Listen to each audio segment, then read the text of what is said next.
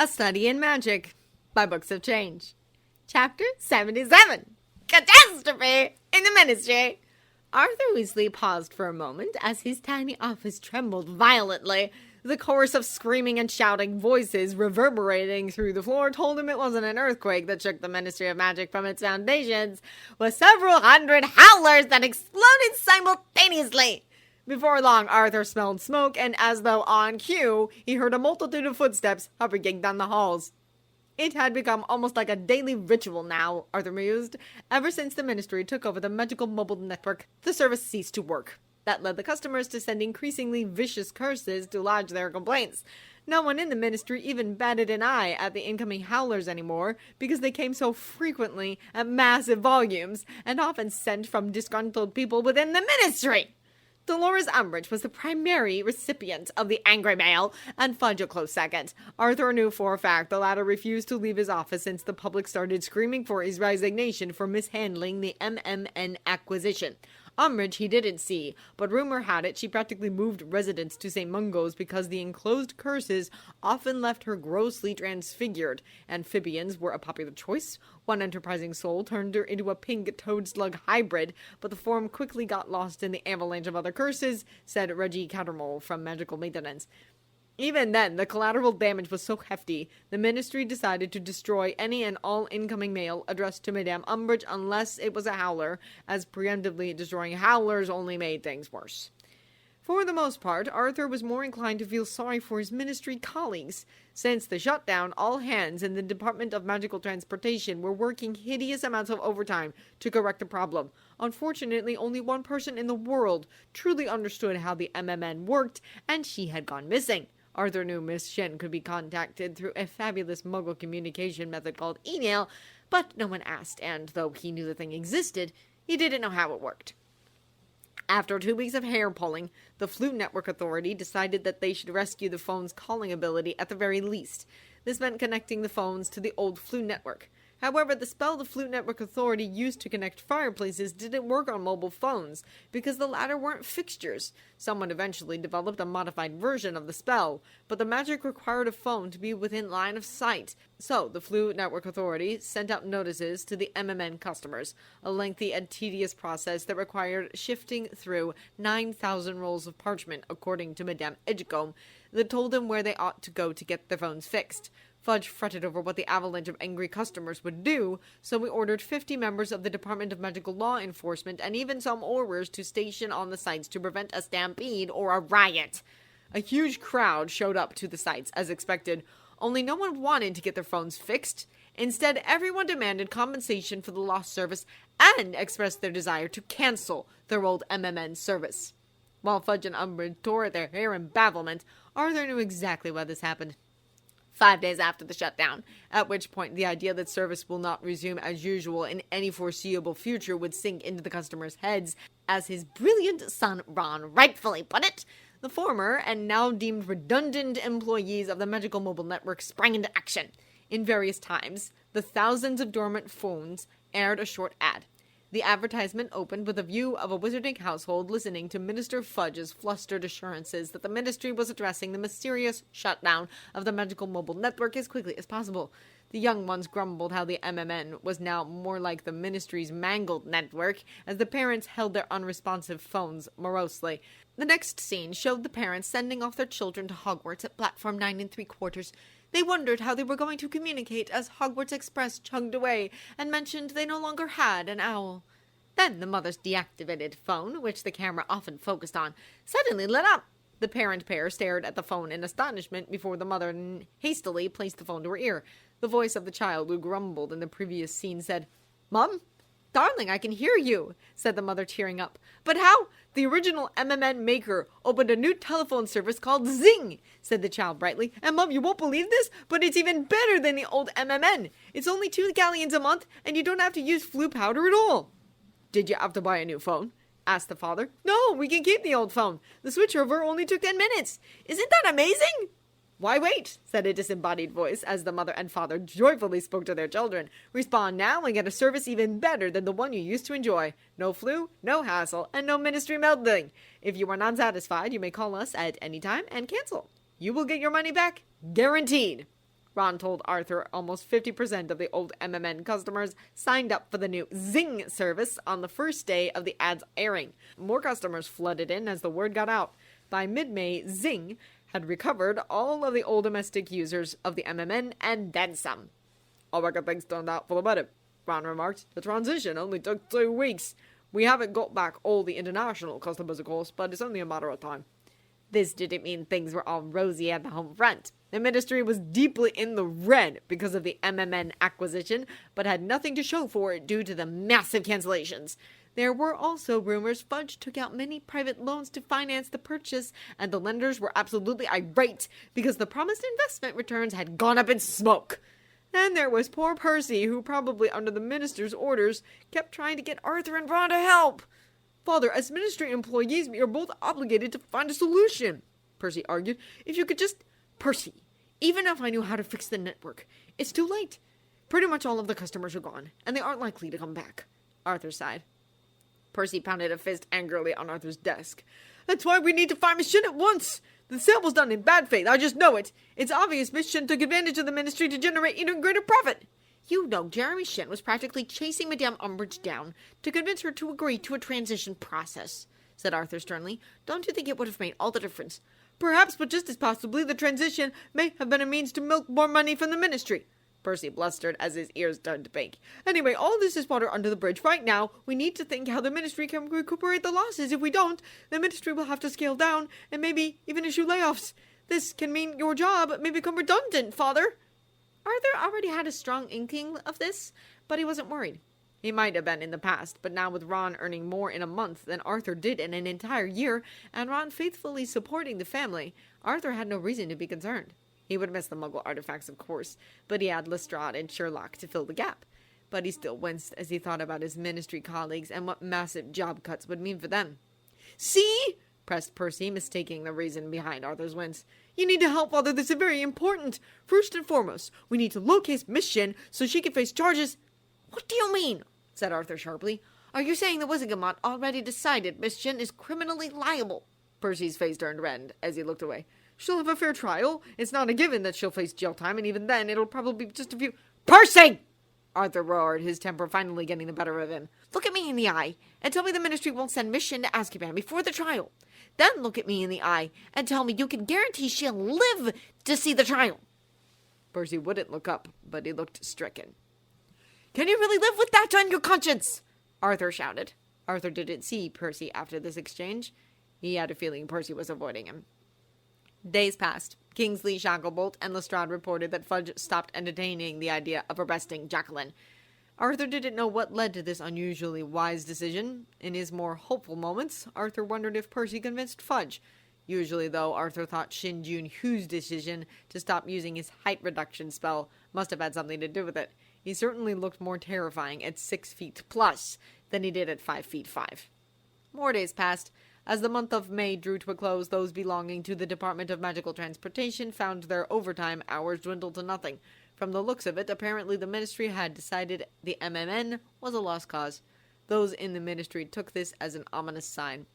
And sure enough, everyone received an interdepartmental memo from Minister Fudge, which said he had an important announcement. Unlike the ministry, Hogwarts was more or less returned to normal by the end of May. Students, teachers, headmasters, and headmistresses alike were poring over their phones and watching the enchanted televised news once more. Ron Weasley was among those students enjoying the atmosphere of restoration. It certainly helped that he wasn't working for the Magical Mobile Network anymore. He never realized how much time he spent at the MMN until he no longer had to. Even now, it felt almost indulgent to spend his evenings doing nothing but homework. There was only one sliver of cloud covering the general sunniness of his moon. "An egg," Ron grumbled lightheartedly. "Of all the things she could have used for the packaging, she uses an Easter egg." To his left, one of his fellow Gryffindors let out an excited noise as a small, brightly colored egg popped out of the flue chute of his phone. He eagerly cracked the egg open, and a cloud of lilac-covered smoke soon engulfed the egg, followed by a localized explosion. When the smoke cleared, the egg was gone, and several vials of weather in a bottle and large bag of canary creams were on the table instead. "I think it's more interesting than a regular brown box," said Hermione in a teasingly scolding tone. "But boxes have that unwrapping a present feel," said Ron. "So does Easter eggs," said Hermione, "especially when your mother makes them. Tell her I say thank you for the egg and toffee, by the way." Ron was making a vague assenting noise when a lone barn owl swooped down towards Ron and dropped a letter on his plate. "Gee, who uses owls in this day and age?" said Harry sarcastically. "Must be someone from the Ministry," said Neville as Ron picked up the envelope, which had a wax seal that bore the Ministry of Magic's logo, a large M that an upright wand in the middle. Ron tore open the envelope and read the letter. It was from Dolores Umbridge, writing in behalf of the Minister of Magic, Cornelius Fudge. She proposed a meeting on the 27th and said it was to his best interest that he agreed. Hermione, Harry, and Neville read the letter over Ron's shoulder. "Why do you think she wants to see you?" said Neville. "Probably wants you to fix the network, somehow," said Hermione, sniffing. "I'm surprised she's actually asking rather than take you to court." Ron certainly didn't think Umbridge would take the route he thought she was taking. In any case, Umbridge must think he was a blithering idiot or a coward to think she could order him around. "I sort of wish I could tell her she could go to hell," said Ron regretfully as Hermione wrote a terse note of agreement and sent it off. Ron, Hermione, Harry, and Neville went over to the Hufflepuff table and had a brief discussion with Julia about the meeting. In the end, they decided only Ron and Hermione should attend. "It'll give her a full sense of security," said Hermione. "We want her to act as stupid as possible. She might put up a guard if Harry or Julia is there." Ron received a follow-up letter from Umbridge on the 26th. It stated she was going to accompany the new head of the Department of Magical Games and Sports, who was going to explain the third and final task of the Triwizard Tournament to the champions at 9 o'clock in the evening at the Quidditch field, so she expected Ron to be there as well. Ron goggled for a brief moment after he finished reading Umbridge's letter. He had been so caught up in the Magical Mobile Network drama, he completely forgot about the Triwizard Tournament. "I'll fill it," said Harry, who looked as taken aback as Ron. "You don't have to be there." At 8:30 on the 27th, Harry, Ron, and Hermione left the Gryffindor Tower and went downstairs. As they crossed the entrance hall, Cedric came up from the Hufflepuff common room. "What do you reckon it's going to be?" he asked as they went together down the stone steps out into the cloudy night. "Fleur keeps going on about underground tunnels. She reckons we've got to find treasures."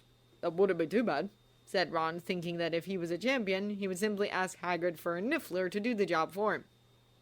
The four of them walked down the dark lawn to the Quidditch stadium, turned through a gap in the stands, and walked out onto the field.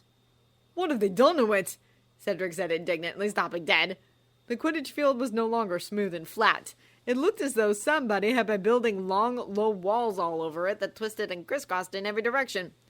"They're hedges," said Harry, bending to examine the nearest one. "Hello there," called a familiar voice. Ron's brother Bill was waving at them from middle of the field. Behind him, Ron could see a powerfully built witch who had ash-blonde dreadlocks standing between Crumb and Fleur. He assumed the witch was the new head of the Department of Magical Games and Sports. "What are you doing here?" asked Ron as he, Cedric, Hermione, and Harry climbed over the last hedge. "I'm representing Gringotts," said Bill, looking a bit wry. "They want someone to complain to about the MMN debacle. Since the Ministry is out, that leaves you." "It's not my fault the Ministry's defaulting on their private loans," Ron retorted. "I know," said Bill, "and the goblins know that too. They actually respect you a lot for playing dirty so well." "I didn't play dirty," Ron protested. "That's enough, Mr. Weasley," barked the witch. "The champions need informing." Cedric joined the other champions while Ron, Bill, and his friends hung back. Fleur Delacour, Ron noticed, was eyeing Bill with great interest. Apparently she had no objection whatsoever to long hair or earrings with fangs on them. "I'm Gwendolyn Morgan, the new head of the Department of Magical Games and Sports," said the witch. "As you can see, we're modifying the field for the third task. Don't worry," she added sharply after spotting a less than happy expression on Cedric's face. "You'll have your Quidditch field back to normal once the task is over. Now I imagine you can guess what we're making here?" No one spoke for a moment, then... "Maze," grunted Crumb. "Correct," said Morgan. "A maze. The third task's very straightforward. The Triwizard Cup will be placed in the center of the maze. The first champion to touch it will receive full marks." "We simply have to get through the maze," said Fleur. "There will be obstacles," said Morgan. "Hagrid is providing a number of creatures. Then there will be spells that must be broken. You know the drill.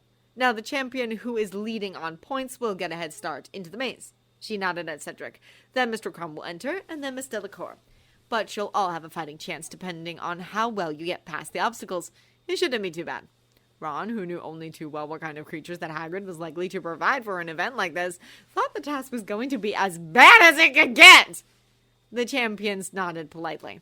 Then everyone began to wend their way out of the growing maze. Ron was going to follow, but then Morgan tapped him on the shoulder. "You're Ron Weasley?" "Oh, yeah," Ron said, slightly surprised. "Madame Umbridge will arrive in a minute," said Morgan, giving Ron a skeptical look. "Wait here." "Okay," said Ron. Bill grinned slightly. "I'll wait with you," he said. "I want to have a word with her, too." Gwendolyn Morgan let out a snort and then went away. Ron, Hermione, and Bill waited in the middle of the field. Ron was thinking it was a bad choice for a place to hold a private meeting when there was a small pup and a squat little witch holding a tea kettle appeared out of thin air. Ron couldn't help but let out a gasp of horror when his eyes landed on the witch, who turned out to be Umbridge. Though essentially recognizable, much of her appearance had changed, and for the worse. Her hair was burnt down almost to the scalp and sported several bald patches. Several slimy and grotesque-looking tentacles were protruding out her skull, where patches were. The pink cardigan and matching robes hid most of her body, but her exposed face sported skin that looked extremely flabby, like she'd gained tremendous amounts of weight in a short period of time and then lost much of it just as quickly. It also had a distinct greenish-brown shade and a shiny yet porous texture, like that of a warty toad. "Good evening, Mr. Umbridge began, her voice a raspy croak and not her usual high-pitched tone. Umbridge cleared her throat before continuing. "Mr. Ronald Weasley, I've been meaning to see you for some time," said Umbridge. She still sounded raspy, but her pitch was higher. "Really?" said Ron skeptically. "That's funny, because the last time I tried to talk to you, you said no." Well, the ministry was busy at the time," said Umbridge evasively. "It still is, as a matter of fact. I assume your father has told you." Ron shrugged. Umbridge looked like she wanted to say something or else slap him, but Ron didn't oblige. So she went on. "Yes, we have been very busy. I have to admit we're a teensy bit over our heads. A bit of help would not go amiss." She was getting close to the point, Ron thought, as Hermione unnecessarily stepped on his foot to shush him. At length, Umbridge made an explosive sound through her wide nostrils. "Can you help us, Mr. Weasley?" she burst out. "What kind of help do you want?" asked Ron. "I can't fix the thing for you." "Yes, I know that," snapped Umbridge, her voice rising to a shriek. "I also know the ministry far beyond the point of recovery. But even if you don't know how to fix it yourself, you surely know people who can. Don't you?" "Yep, sure," said Ron. Umbridge seemed to collapse a little at that. "That's all the ministry needs," she cried. "Please take over the magical bubble network. We believe you are the only person who can rescue it from ruin." Ron stared at her. "You want me to buy it?" he said. "Yes," said Umbridge eagerly. "The ministry, of course, knows we are in no position to ask you to buy it back at its original price. We would be quite content for half or even 40... "No deal," Ron interrupted. 3 million galleons is way too expensive for an underwater company that's got no equity or tangibles. Umbridge shot an ugly look of hatred at Ron before composing herself. "Well, we can certainly negotiate," said Umbridge stiffly. "What is your offer?" Ron dreamed of this moment. It felt just as good as his fantasies when he declared 0. Umbridge looked gratifyingly aghast. Ron savored the look. 0, Mr. Weasley," she stammered. "Are you telling me you consider the company you poured so much of your blood, sweat, and tears to build up is not worth nothing to you?" "Yes," said Ron. "Whatever it was worth before, it's worth nothing now. Actually, it's worth less than nothing. No income, but a lot of expenses. Even if that was a problem, the company's reputation is shot. Do you know what people call it these days? The ministry's mangled network. No matter how I look at it, it's a poison asset." Ron stood back and crossed his arms. "The ministry ought to pay me to take over the thing," he said. "But my brother works for you lot, so I won't. Anyway, 0. Take it or leave it." For a while, Umbridge just stared at Ron, breathing deeply and a bit erratically, like a steam engine going overdrive. Before long, she exploded. "This is all your fault!" she screamed. "This never should have happened! You knew this was going to happen, didn't you?" Ron shrugged again. "Don't you dare shrug at me, you little beast!" Umbridge shrieked. "I'm still the High Inquisitor of Hogwarts! Let's see if you feel so smug when I—" Bill whipped out his wand before Ron could move. "I'd be careful, ma'am," he said calmly. "Ron's my brother, and I will hesitate to defend him. Just so you know, I'm a senior curse breaker at Gringotts." Umbridge stared at Bill's wand and thought better of it. "I'll take you to court!" shouted Umbridge furiously. "The Wizardcat will never acquit you!" "By all means, take us to court," said Hermione, looking contemptuously at Umbridge. "The case against us will never stand. We have the documents you yourself signed for the acquisition. By signing it, you put yourself and as the representative of the entire Ministry of Magic, under a binding magical contract that absolves us from any and all obligation to MMN in exchange for our rights to it. Umbridge let out a pathetic mewling noise. It's all on you now, said Hermione relentlessly. just the way you wanted. But I suppose it really is too much for you. Well, if you want help, then I suggest that you go and hire a muggle who can do it for you. They'll probably do a much better job. Let's go, Ron. Yeah, said Ron. Then turning their backs on Umbridge, Ron and Hermione strode back towards the castle.